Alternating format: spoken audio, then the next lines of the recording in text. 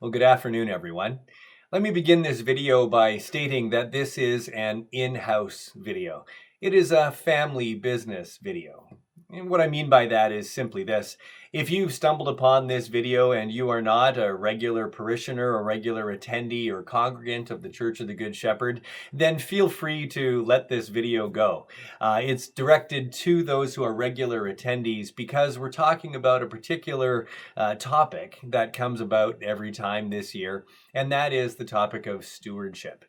Yep, this means we're talking about money and stuff like that. So, once again, if you're not a regular part of the parish, feel free to let this one go. But if you're still watching at this point, it should come as no surprise that every October we do an emphasis on stewardship. We talk about the financial picture of the church. We talk about pledges to be made for the upcoming year and so on. And so since we can't gather in worship on Sunday mornings as we usually do, this particular appeal and information is now being given in this way.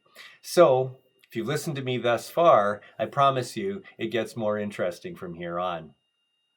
Our stewardship, of course, is about more than just simply looking for ways to raise funds. It's unfortunate that this stereotype exists, but that is partly because everything operates with a bottom line of some sort.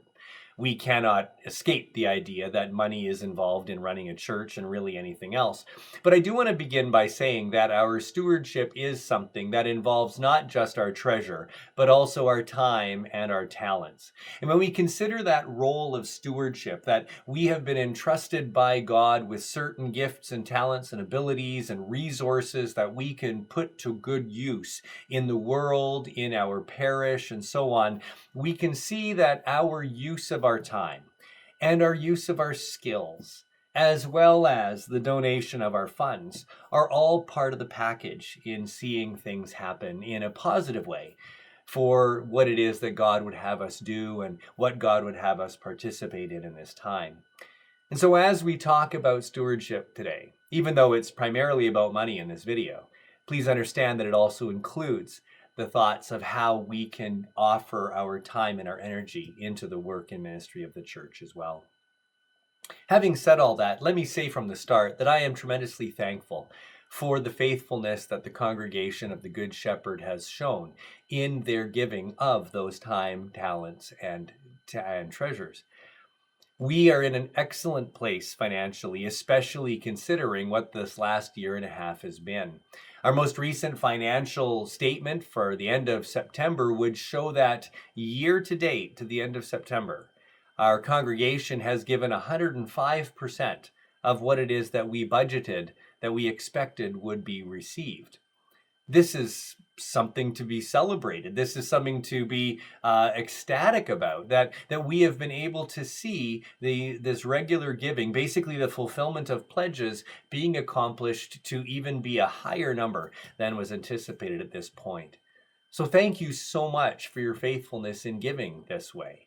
It will allow us to come to the end of this fiscal year in a much stronger position, and we can look forward to 2022 with confidence that as things get back to some kind of normalcy, that we would be able to see an even better situation financially. And so I am thankful, and I want to commend you for your faithfulness. One thing, though, that we think and we being the parish council, is that this number being as high as it is, we're pretty sure that part of the reason why it's as high as it is because so many of you have opted to go to regular recurring giving on a monthly or even weekly basis. You've basically set up a structure so that money is automatically donated, whether directly from your account or on your credit card. And so that regular source of income month after month has enabled us to be in such a good spot. Typically in churches, when you come to the summer months, the giving goes down because people tend to go on vacation then and that kind of thing. And of course, they're not there to put their money in the offering plate and so on. Well, how much more is that the case when we don't even gather to pass the offering plate in the first place? So we're quite sure that this strong financial position that we're in is largely because of these automatic sources of giving. And so I just want to talk about that a little bit, especially for those of you that have not chosen to do that yet. We're not requiring anybody to give in any particular way, but I do want to highlight for you two ways in which this regular giving can be set up. The first way is one you've probably seen before and heard about over the years, and that is an automatic withdrawal, pre-authorized donations that the diocese has set up. And it involves filling out this form, which is available at the church, and then we submit it to the diocese. And the diocese automatically creates this thing where money is automatically withdrawn from your bank account on a particular date each month so that the money just goes in there. This is the way that I personally give to the work of the church. I've got it set up that I think it's on the 16th or the 17th of each month. I don't even think you get to choose the date. I think it's just there on the page. But I don't even have to think about it. I know that a set amount will leave my account and go into the church coffers automatically every month. It's very easy to do. It just involves filling out that form, and then away you go, and it can be done. There's a second way to set up recurring giving, and that is through our website. Our website is provided to us by an organization called Tithely, which also incorporates a free donation program for churches that choose to sign up with them. And I'm going to walk you through how to do it that way. Let me simply say this, though, that the Tithely way of doing it involves using your credit card, and there are pros and cons to doing that. But let me begin by giving you a demonstration of how to set this up. All right, here we are on the home page for our website. This is what you see when you go to www.anglicangoodshepherd.ca. And in order to use the website to make a donation, you take your mouse and you go to the upper right here where you see this donate button.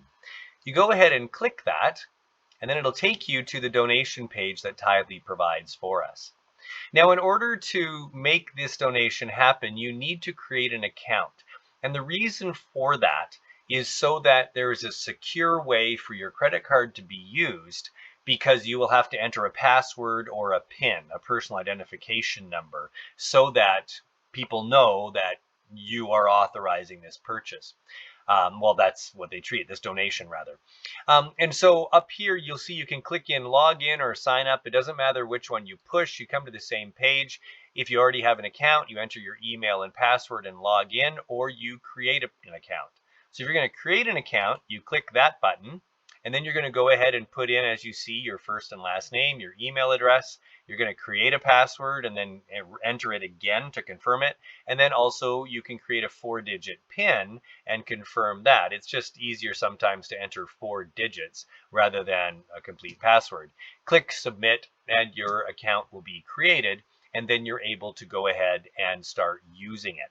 So once that has been done, when you go to the website, here I am at the front page again, and you click on that donate button, what you would then do is click on the login button, enter your email and password, and then you'd come back to this page. And this is where the donation is made. Right here, you enter how much money you wish to give. And so let's say, for example, we want to give $100. Then we just go ahead and type in 100 and 2 more zeros for the cents, because it automatically takes care of the decimal for you. And then you choose where you want it to go. Now, this Spring 2022 campaign is just a test category, but this opens up a drop-down menu, and I don't think the drop-down menu will show on this recording, but you can choose General Fund. That's pretty much what you use. The General Fund is where all the money goes so that it can be apportioned as we have in our approved budget at our annual meeting of parishioners. That's the easiest and best place to put it. Once you've done that, if we stop here and then fill out everything else and hit give $100, this will be a one-time gift of $100. But if, for example, you want to make this a regular thing, you're going to click on the recurring giving square here. And then you have this drop-down menu that's activated. And let's say, for example, you want to make it monthly. So you can choose every month, and then you get to choose which day of the month. Let's say you want it to be on the 12th of every month. So by setting this up now, your credit card will be charged $100 every month on the 12th of the month. And now that giving happens on a regular basis, and you don't even have to think about it.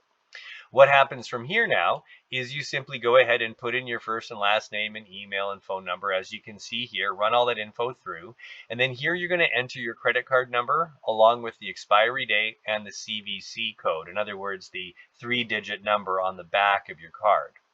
Then you are able to enter your password or your PIN down here and then click give, and it will start that recurring giving.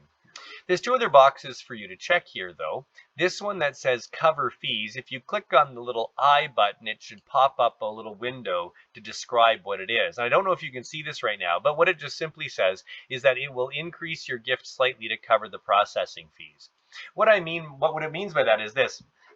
We are charged something like 3.5% to use this feature. So if you were to donate $100, you would get a tax receipt for having donated $100. However, the church would only receive like $96.50 because $3.50 would be taken by Tithely as the fee. So we would end up with less than $100. If you click cover fees, what they'll do is basically charge you $103.50 so that the $350 comes off and the full $100 is received. Now, if you cover the fees, I can't remember if that additional amount is also included in your donation. It probably is, in which case you're now giving $103.50 instead of what you just the plain 100. That's what that is for. It's up to you if you wish to do that. The cost of doing business means there are fees for doing credit card transactions, and we accept that. That's the way it goes. And then finally, the Remember Me button. What this does here, it will securely store your information so that future giving is easier. And so for security, they want, again, to enter a password or PIN. If you set up your account and use that, I think that would work just fine there. And then you don't have to keep filling in all your information. But once you've set up recurring giving, it's good to go. So that is how you give through our website and how you're able to give on a regular basis, which, as I said earlier, tremendously helps us, especially through the summer months. I hope that's clear. And now back to the regular programming. So I hope that was a clear instruction for you about how to give through the website. Now, I talked about pros and cons with these 2 ways of giving, using the website and your credit card or using the form and doing the auto debit.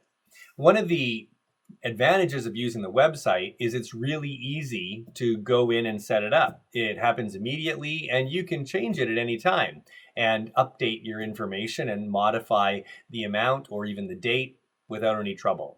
When you go through the diocese, you have to fill out the form and have it submitted, and there's a little bit of lag time, and it only comes out on one particular date that the diocese has chosen. So pros and cons there. The other thing to consider is by using the diocesan form, you are having it automatically debited from your account. Donating through the website involves using your credit card, which means your credit card gets billed. And so it is possible, of course, that one might lose track of what's going on their credit card, and it might create a difficult situation unless you're really paying attention and staying on top of your finances. So there's that. The other advantage of donating through the website is if you have a points program of any sort, like we collect air miles on our credit card, if you donate to the church that way, then you're going to be constantly, regularly, monthly contributing to that points program. Whereas, of course, there's no such option for the diocesan route. So anyway, those are the pros and cons for you to think about. If you have any questions about that, please feel free to give me a call, and I'll be happy to walk you through that again. All right. Just the last few things to share with you. Again, because this is time for stewardship, we're looking ahead to 2022, and we're asking you to start considering what it is that you would like to give to the Church of the Good Shepherd in 2022. Now, of course, this might be an amount that you wish to pledge for the entire year, or maybe you want to pledge a particular amount each month or each week. However you wish to do it, you can do so. We're going to ask you to send that information to Josh Young, and in the email that this video link has been attached to, you'll find his contact information. So we invite you to prayerfully consider how you will support the parish in the next year, and then let Josh know what those numbers are. I need to say a word about offering envelopes. This is a way that giving has been done in the past. but quite frankly, it's starting to become less and less popular. It's probably going to be phased out. It's still there, but here's the thing. We usually order a number of boxes of envelopes for people who wish to give on a monthly basis, and a number of boxes of envelopes for those who wish to give on a weekly basis. The minimum number of boxes that we can order is 30. So we ordered 30 monthly boxes and 30 weekly boxes. And out of all 60 boxes of envelopes that we purchased so that they can be used for giving, 13 people chose to grab a box of envelopes. So you can appreciate that the vast majority of those envelopes were simply recycled because nobody is using them. So this year, we are only going to put in an order for weekly envelopes. So whether you want to give weekly or monthly, you're going to get a box of weekly envelopes. Obviously, if you want to give monthly, then you only use one of the envelopes that come each month, and away you go. But given that even then, 13 out of 30 is even less than half of the boxes of envelopes, I would just simply invite those of you that have been using envelopes to consider using the regular donation or the online donation as an option. You are certainly allowed to keep using the envelopes, but I just want you to know that it's becoming less and less common. And in the years to come, I expect that they will probably ultimately disappear. So just for your consideration, but if you're going to use envelopes, it will be a weekly box that's made available to you, and that's all. Finally, just a couple other thoughts about other fundraising options that we've been using that are offered on an ongoing basis. We have grocery cards that we collect or that we can purchase. By purchasing them in bulk, we actually get a deal and make a little bit of money off of it. And so whether you're looking for grocery cards for Safeway and Sobeys stores, or for co-op stores, or gift cards for the co-op liquor stores, those are all available. And you contact Kathy Kibblewhite. Again, her contact information is in the email. You do that by the last Sunday of the month. She puts in the order, and then following the first Sunday of the month, we'll then deliver your order of gift cards to you. And she has a way of setting things up for an automatic e-transfer through her banking. And so that info, again, will be in the email. And then we also have one other option, and that is called Skip the Depot. This is a way in which you can have your refundables collected for you at your home, and the proceeds of those refundables then can go directly to the Church of the Good Shepherd rather than just to yourself or whatever. I mean, it's up to you if you want to do that. But what makes it really handy is the people at Skip the Depot will come to your house and pick up your refundables for you. So it makes it really easy. All you have to do is bag them. You don't even have to sort them. Just put them in bags, put a particular code on them, and then leave them in a particular location for the day that they're to be picked up, and they will do it for you. Let me show you how the Skip the Depot website works. Okay, so here we are at the Skip the Depot website. This is what you see when you go to skipthedepot.com. And what you're going to want to do is create an account. And so, like any other website, you come over and you can see the sign up and login buttons. If you click sign up, it then takes you to this page, which allows you to sign up as a customer. And that's what you want to do, is click this customer sign up button. You click that, you have the option to simply sign up with Facebook or Google or Apple if you already have those kinds of accounts, or you go ahead and add your phone number, email, and name and your own password and click the sign up button that way, and then you can have a unique login.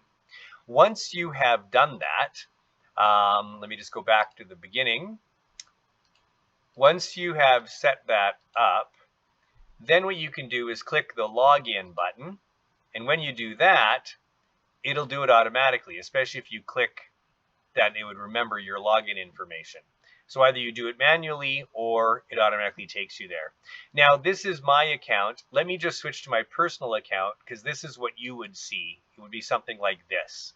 So when you log in, you will see that you're given an ID number. In my case, it's 59LJ. And then if you want to make a donation, what you do is you press here to get started. And when you do that, you then do what you want to do. So residential pickup is what you would choose, and you will see that 70% of the money raised from your donations would then go to the Church of the Good Shepherd. The 30% additional would go to Skip the Depot for doing this for you. You choose that, you verify your address and your apartment number if necessary, and then when you click next, you then say, when should we pick it up? And so in this case, the earliest date that they could pick up at my location is October 21st. And so because my community is picked up on Thursdays, I live in Silver Springs, and you can see that the time window is anytime between 8 a.m. and 5 p.m. on that day. Then you can choose how often you get them picked up. I would recommend clicking the drop-down menu and choosing one-time pickup, unless you know that you're going to go through a certain number of bottles on a regular basis. Once you've clicked that, you click next, and then how much are we picking up? And so then you indicate by clicking the plus and minus how many bags of recycling you have. You can see by clicking the question mark what kinds of things are accepted and what kinds of things are not, but you indicate how many bags that you're going to pick up. And I forget off the top of my head what number of bags they're suggesting you should have at minimum, but you definitely want to save up a good number to make it worthwhile. And then it also tells you down here your ID is, and they give you that code, and they say, please write this on your bags if you can, or you make a little tag and tape it to the bag or something. Just make sure if it gets rained on, it doesn't disappear. Once you've done that, you click next, and then you say, where will the bags be? And so here I've already given the instruction that they're in my backyard inside the wooden fence and access the rear gate via the alley, so people know what to look for. The main thing is you don't want to just go ahead and put out all of these bags of refundables on your front yard where anybody could just come and take them. So the idea is to have them out so that they're easily accessible, but not so visible that anybody would just think to wander in and take them. And that's why they're saying here, please do not leave your bags in plain sight of walking traffic, okay? And they can't enter your residence. Then you give your number to contact you if necessary. You click next, and then they say, do you want to donate it? And here is where you get to select that you can give it to the Church of the Good Shepherd.